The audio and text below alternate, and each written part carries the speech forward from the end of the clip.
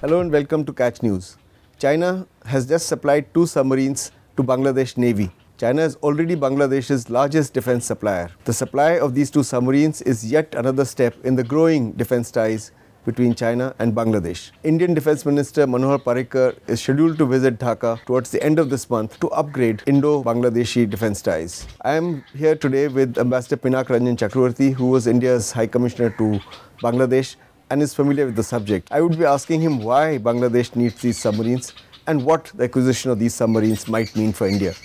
Pinak, welcome to this conversation. Let me begin by asking you, why does Bangladesh need a submarine fleet? After all, Bangladesh has no maritime disputes with India.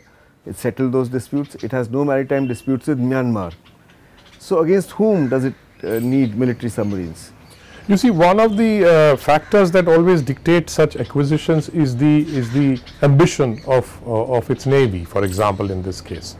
Now, they will find new excuses for acquiring submarines. One of them is that we need to patrol our maritime boundary or the maritime area that we have. And China, of course, finds it very convenient to sell at prices which nobody else can match. So, those are the 2 primary reasons that they have acquired submarines. Defense experts say that one of the reasons why countries like Bangladesh can acquire submarines is because they want a deterrent posture. I would say in Bay of Bengal, deterrence against whom? Does Bangladesh face a threat from any of the countries in the Bay of Bengal region? They cannot deter India in any war, but you can always build theories about deterrence.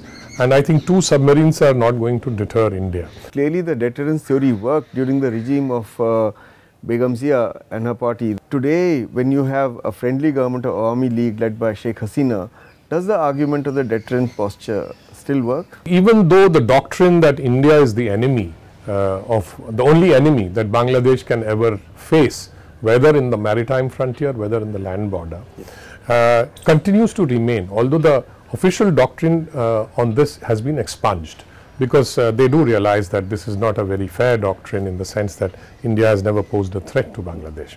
But it remains in the minds of those who are tasked to defend the borders. Of course, we have excellent relations with our government, but don't forget, they also like to play the China card from time to time, and which also helps them to get things from China, not just in the defense domain, but also in the economic domain. If they were acquiring submarines, it must have been a long-term plan. India has known since 2013 at least that these submarines are going to be supplied.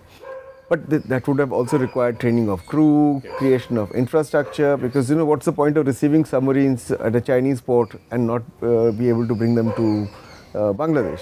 So if all this was known, why did India not impress upon Bangladesh that look, don't go on this path, because it is economically destructive. Forget about strategic aspects. I think there were several questions raised as to why are you acquiring in conversations with the Bangladeshi government. And one can always say that each nation has its own sovereignty to decide what kind of equipment it must possess. But I think careful warnings and careful caution was, I think, conveyed to the Bangladeshi side. But they have gone ahead and done it, and we have to now take it as given. But I am worried that the economic cost of maintaining all this, because it's not merely the submarines, it's the training, the port facilities, the maintenance, and I am sure China is going to get its pound of flesh on this in terms of making enough money, and the Chinese model of development in other countries. But then there is a strategic aspect to it. Influencing an institution which unfortunately has intervened in politics in Bangladesh. I'm glad you brought it up. Now, these submarines will obviously be deployed at Bangladeshi naval bases. Yes.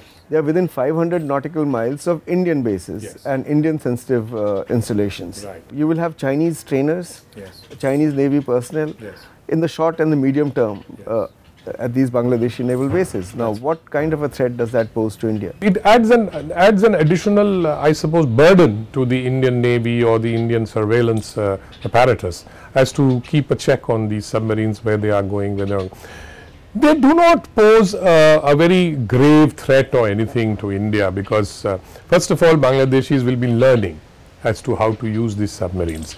But sometimes these things happen because these acquisitions happen. There are other reasons for it. One of them is corruption. that these involve huge kickbacks. I can give you an example of Thailand, for example. Thailand, by the way, not too many people know, acquired an aircraft carrier from Spain many years ago. That aircraft carrier just lay in port and rusted, and I think it is rusting.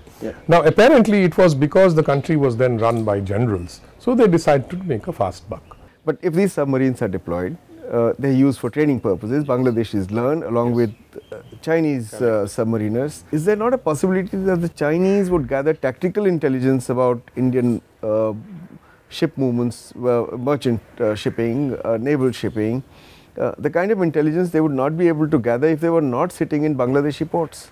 I wouldn't rule that out, certainly, but that is why I talked about our own monitoring facilities. I think that one should not worry too much about it, but yes, in the sense that they will be adding a certain an extra layer to our already whatever we have to do, certainly adds to our burden in that sense. So Pinak, what can India do to mitigate Chinese influence in Bangladesh? One way we cannot do anything or challenge the Chinese is in terms of money. They have too much money to spend, and in the defense sector we cannot really compete with them because of reasons that are embedded in doctrines, etc., and the fact that Bangladesh, the army doctrines used to perceive India as the enemy country. Now the other domain is infrastructure, where of course we are helping the Bangladeshis to mitigate, for example, the railways. The port, for example, which the Chinese were supposed to build has been scrapped, the deep sea port. Now the Japanese are coming in. These are some of the ways where countervailing structures or countervailing equipment or countervailing whatever other countries are helping to mitigate Chinese influence.